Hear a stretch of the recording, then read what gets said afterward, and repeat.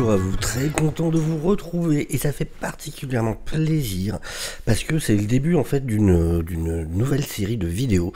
Ça sera des vidéos hebdomadaires dans lesquelles je vous parlerai de mes lectures parce que voilà, ceux qui suivent la chaîne le savent déjà, je suis un gros lecteur de comics. Voilà, c'est un truc que j'adore. Alors je dis pas que des comics, mais j'aime beaucoup ça en tout cas, comics. Vous verrez un petit peu de bande dessinée du coup aujourd'hui, mais voilà, on va en parler. Mais du coup, je suis très content parce que j'avais envie voilà, d'avoir un rendez-vous hebdomadaire dans lequel je puisse vous parler de mes lectures de la semaine. Alors vraiment, je veux faire ça. En gros, ça sera vraiment, voilà, je vais parler de mes lectures comme j'en parlerai un peu en fait. Donc il y aura des comics que j'ai adorés. Des fois, ça sera des comics que j'ai pas aimés. Le truc, ça sera toujours d'essayer d'expliquer pourquoi. Et quand j'ai aimé, le but, c'est d'essayer de vous donner envie de les lire aussi. Donc voilà. Alors, évidemment, ça sera chapitré. Comme ça, voilà, vous pourrez aller directement. On ne sait jamais s'il y en a qui vous intéressent pas ou quoi. Si vous voulez avoir un avis sur un titre en particulier, vous pourrez toujours aller directement sur ce titre-là. Ce que je vais faire aussi. Alors, je vais bien expliquer ça.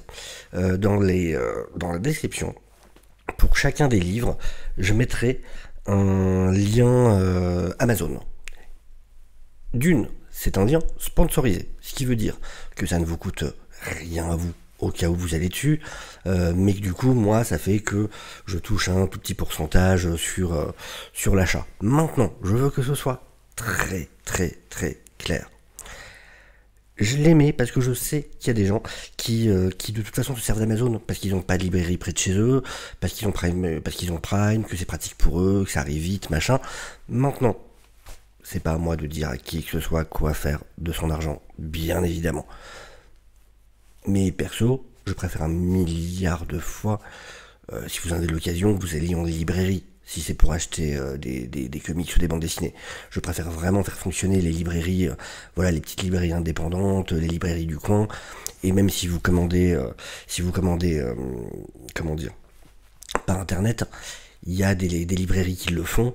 Il y a Excalibur par exemple, qui est connu pour hyper bien protéger ses comics, en plus ce qu'on appelle la fameuse brique Excalibur.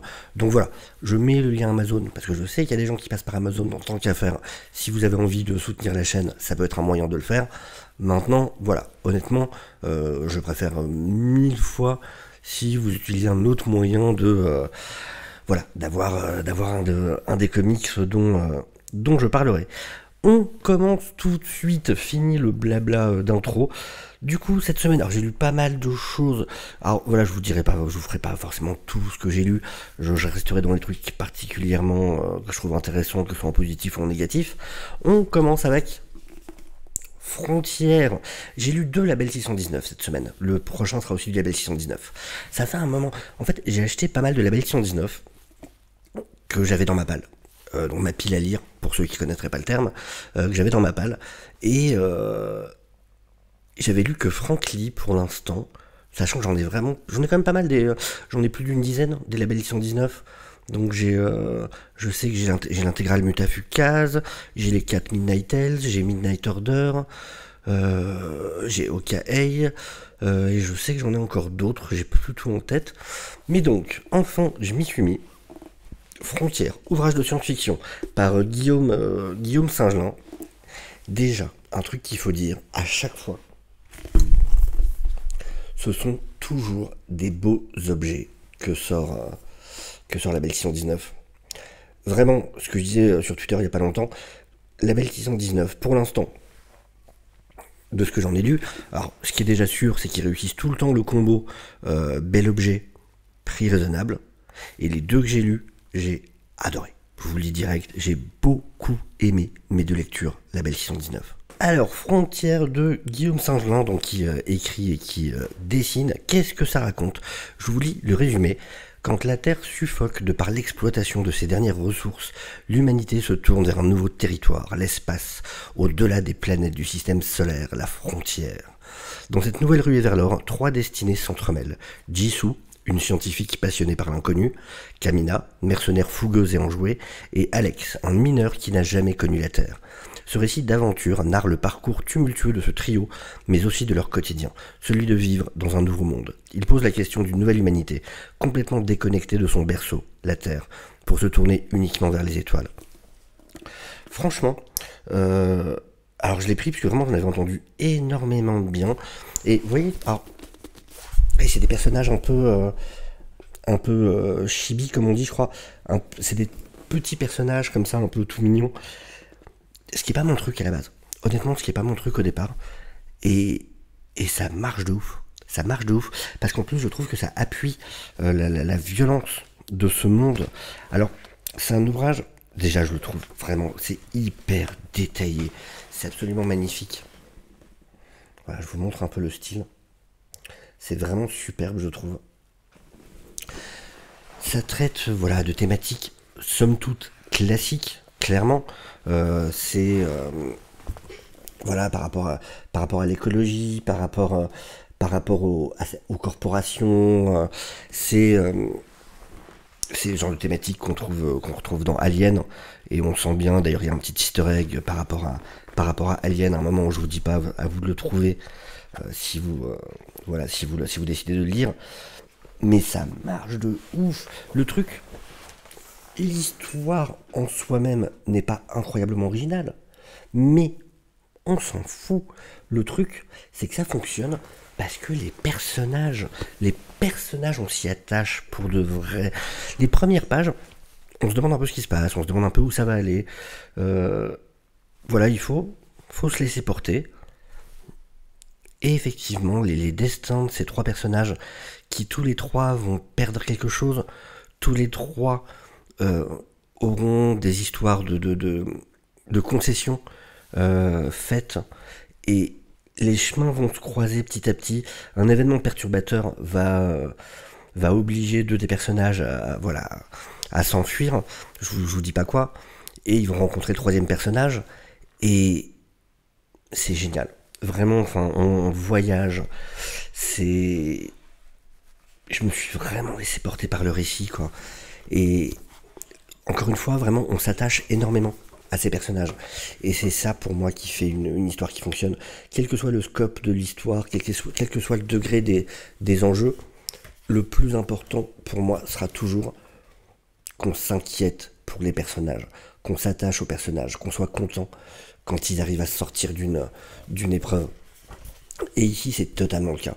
Vraiment, j'ai passé un super moment à la lecture de Frontières, et donc voilà, je vous le conseille vraiment énormément. Alors, je vous précise, donc il fait 202 pages, et il est au prix de 21,90 €. Donc vous voyez, c'est un format vraiment bande dessinée, hein, c'est un grand format, plus grand que les comics. 21,90 € pour ce type d'édition, pour 202 pages.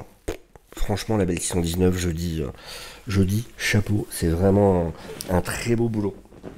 On continue avec la Belle 619. Qu'est-ce que je l'ai aimé celui-là. Qu'est-ce que je l'ai aimé aussi. Vraiment, j'ai enchaîné deux superbes lectures. Du coup, Carbone et Silicium. Déjà, regardez-moi cette couverture. Est-ce que c'est pas magnifique déjà? Donc là, c'est du Mathieu Bablé, pareil, donc qui écrit et qui dessine, à qui on devait déjà Shangri-La, et qui s'occupe aussi de, même si c'est de l'anthologie avec plein de monde, c'est lui qui chapeaute Midnight Order, enfin Midnight Tales et Midnight Order. Carbone et Silicium. Alors, celui-là fait 272 pages. Il est encore plus épais, pour 22,90 €. On a un dos toilé en plus, ce qui est vraiment cool. Donc une fabrication assez solide. Donc 22,90 €, 272 pages. C'est génial. C'est génial. Dans celui-là, en fait, on va suivre... en fait, il va y avoir la création de deux androïdes avec intelligence artificielle, qui s'appellent donc Carbone et Silicium, à la base créés donc par une scientifique pour une entreprise dans le but d'aider pour les personnes âgées, parce que c'est un grand problème de cette société, et du coup ils ont besoin de ça pour s'occuper du nombre de personnes âgées grandissantes. Sauf que ces deux androïdes vont vraiment développer des sentiments et un des deux va réussir à s'enfuir. Et on va vivre l'évolution de ces deux androïdes qui vont se croiser au fil du temps.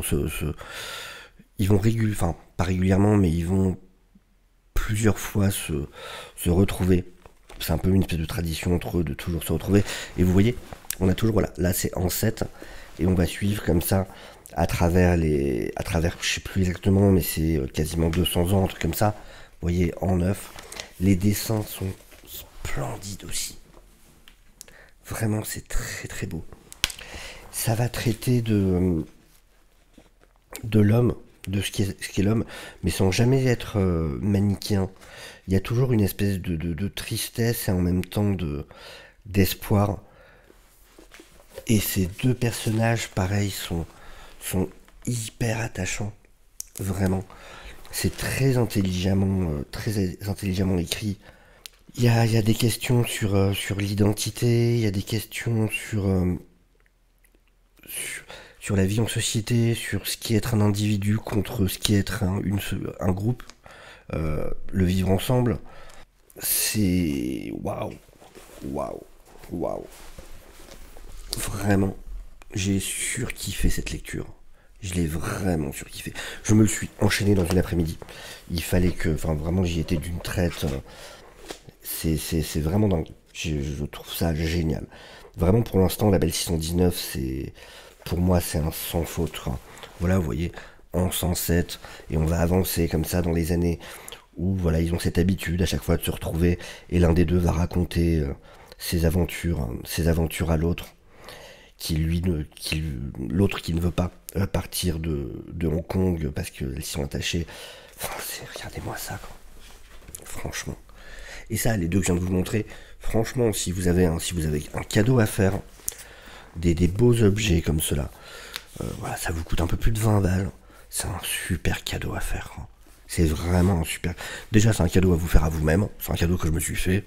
Mais c'est aussi vraiment des très très beaux cadeaux à faire. Faut savoir que du coup, Carbone et Silicium, alors je sais pas si c'est encore disponible, mais ils avaient sorti aussi une autre version qui s'appelait Noir et Or, je crois, qui était une version où en fait à l'intérieur, au lieu d'avoir la colorisation, tout était, il y avait que du noir et du doré, un peu comme ce qui se fait chez Marvel par exemple avec les White and Blood ou les, ils ont fait ça chez DC d'ailleurs aussi avec, je crois qu'il y avait eu Superman White and Blue, un truc comme ça, mais vraiment, vraiment, vraiment. Intéressez-vous au label 619. Franchement, c'est une vraie fierté d'avoir ce label en France. Ils font des super BD avec plein d'inspirations différentes et c'est chapeau. Vraiment, là, vous pouvez être sûr que la semaine prochaine, vous aurez au moins un ou deux autres titres de label 619 dans la sélection parce que j'ai vraiment, vraiment kiffé. Ensuite, j'essaie vraiment que la vidéo soit pas trop longue. Le but dans ces vidéos, toutes les semaines, ça sera voilà, de vous faire une petite review rapide de mes lectures, d'essayer de vous donner envie, ou pas, si j'ai pas aimé. Mais voilà, le but c'est pas de rentrer en profondeur à chaque fois dans chaque comics. Il y aura d'autres vidéos pour ça quand je l'estimerai nécessaire. Pour Frontières, je vous conseille, il y a par exemple, il y a un G Comics, je sais, qui a fait une vidéo là il y a quelques jours, justement sur les comics où du coup il rentre plus dans les détails. Donc voilà, je vous conseille vraiment d'aller voir ça. Pour le coup, je pense que Mills a dû en parler aussi, je suis quasiment sûr. Ensuite, ça pareil, c'est un de mes coups de cœur en ce moment. Là, c'est toute la collection carrément qui a un coup de cœur. Les Superman Chronicles. Alors, faut savoir, je pense que la plupart qui regardent les vidéos connaissent déjà. Je vais juste faire un mini résumé vite fait.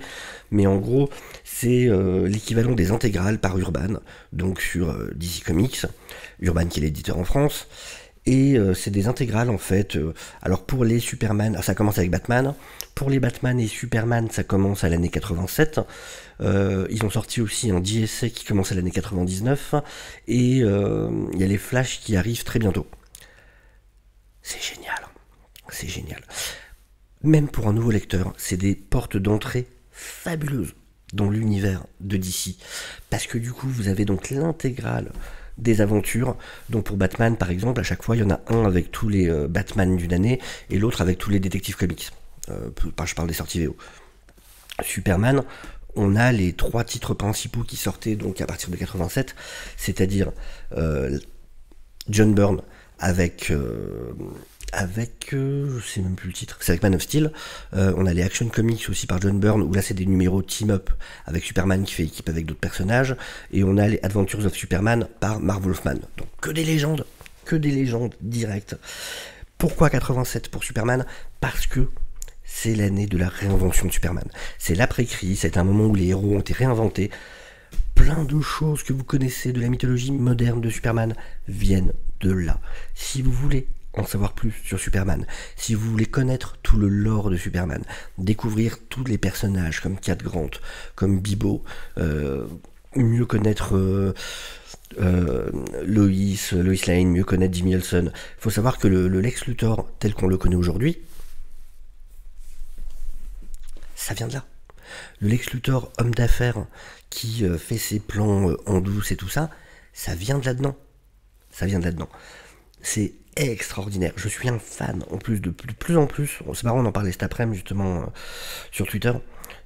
La fin des années 80, c'est le moment où il y a eu Irwan, qui est sorti donc pour DC. Ça a vraiment été une révolution chez DC, de retour à des histoires vraiment sur le réel, avec un côté vraiment qui s'intéresse à des problématiques du monde réel, et des choses des fois assez sombres en réalité. Il y a des histoires qui sont assez hallucinantes, et en plus vraiment c'est toute une réinvention de Superman.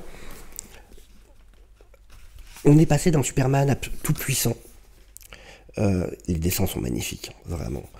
On est passé d'un Superman tout puissant, ils ont voulu lui redonner des limites, justement, pour voilà qu'il y ait plus de danger et on découvre vraiment voilà, Metallo par exemple, on découvre Superman de façon ultra intéressante, avec vraiment l'homme qui est derrière. Il y a tout un moment dans le deuxième, donc dans celui-là, où Superman se demande s'il y a de la place pour Clark Kent, où il va louper des articles à cause d'urgence, parce que voilà, il doit être Superman et sauver les gens, et sauf qu'il le vit super mal et qu'il s'en veut, et qu'il se demande s'il y a réellement de la place pour Clark Kent.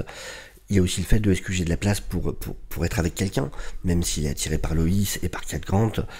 Enfin, vraiment, c'est top. Encore une fois, on découvre plein de personnages. Alors, je vous ai pas dit, ceux-là sont à 35€ de mémoire. Ouais, 35€.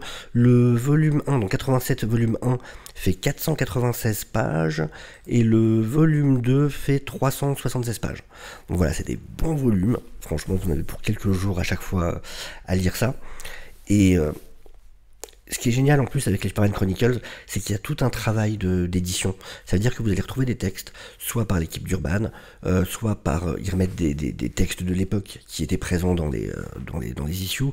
Donc il y a des textes de John Byrne, de Marv Wolfman, il y a des courriers des lecteurs, quand c'est des courriers qui vraiment apportent quelque chose en plus à la lecture. Ils font carrément appel à des éditeurs pour écrire aujourd'hui par rapport à ces histoires-là. Donc, et toutes ces mises en contexte, ces infos sur les coulisses rendent ça encore plus passionnant. Vraiment, quand on aime les comics, il y a un côté vraiment comprendre ce qui s'est passé derrière, pourquoi là il y a eu un changement de dessinateur, tiens, pourquoi là c'est une histoire qui a l'air un peu différente dans le ton, tiens, là il y a eu... Enfin, les discussions qu'il y a eu derrière, ce personnage-là, comment ils ont décidé de le traiter de cette manière-là, c'est passionnant, j'adore ça. Vraiment, je suis un fan de cette collection, sachant qu'en plus, là, la semaine prochaine, il y a le... Non, c'est pas la semaine prochaine, c'est le 16 juin, il y a Flash qui arrive, ça j'attends trop aussi. Il y a le deuxième tome de la JSA qui va sortir, vraiment, enfin, cette collection est top. Bravo à Urban là-dessus, vraiment j'aime énormément. Juste... Sur cette collection, ce que je vous conseille par contre, c'est de bien regarder quand vous les prenez, parce que les couvertures, du coup, c'est du semi-souple. Les couvertures sont assez fragiles, donc vraiment, c'est vraiment des bouquins. Je vous conseille d'aller en librairie, de bien regarder, de vous le choisir, d'en prendre un avec une couverture, voilà, qui est pas abîmée, puisque souvent en rayon, le problème c'est que ça peut prendre des coups, donc voilà. Si vous voulez pas vous retrouver avec un comics un peu froissé, la couverture un peu pliée ou quoi, regardez bien quand même. Moi je sais, moi franchement j'y vais la veille à chaque fois de la sortie. j'y vais la veille de la sortie parce que du coup là c'est mon libraire où je vais tout le temps et comme ça il me le sort, il me le sort du carton. Je sais qu'il est tout neuf, qu'il est encore tout frais, qu'il va être en bon état. Donc voilà, je préfère y aller avant même qu'il ait été mis en rayon. Comme ça au moins je suis tranquille. Mes persos je les ai tous pris. J'ai les 4 Batman qui sont sortis, le JSA et les deux Superman. C'est vraiment une collection que je vous conseille à fond. Si pour Batman pareil, hein, vraiment c'est une superbe porte d'entrée. Pour la JSA pareil, pour Superman pareil. Si vous avez envie de vous y mettre, que vous cherchez, alors après par exemple sur Batman, la partie détective comics des fois peut avoir un côté un peu vieillot. Beaucoup plus que pour Batman, que pour le titre Batman. C'est-à-dire les volumes 1 de chaque année c'est Batman, les volumes 2 c'est Detective Comics. Detective Comics peut avoir un côté un peu plus vieillot sur certaines histoires, mais ça reste super cool à lire. Et en plus, tous les textes qui vont avec, éditoriaux, font que c'est hyper intéressant de comprendre le pourquoi, du comment c'est fait. Et si vous voulez devenir quelqu'un, alors je vais pas dire spécialiste, parce que c'est toujours un terme, j'aime pas du tout ce terme, mais en tout cas si vraiment vous voulez apprendre sur l'univers de Batman, ou de Superman, ou de la JSA, ou de Flash, foncez. Foncez sur cette collection. Elle est trop bien. Elle est trop bien. Vraiment, voilà. Moi, je suis tombé en amour, comme disent nos amis québécois, sur cette collection. Je trouve ça top. Donc voilà. Et encore une fois, vraiment, on apprend tellement de choses sur le lore. Il y a même un moment avec la Légion des super-héros. Il y a plein de personnages qui vraiment sur le Lex Luthor, je le trouve génial. Cat Grant, c'est un personnage qui va prendre de l'ampleur. Et vraiment, encore une fois, il y a des problématiques humaines, sociétales, enfin plein de choses qui sont hyper intéressantes dans la façon dont elles sont traitées. C'est assez étonnant, vraiment.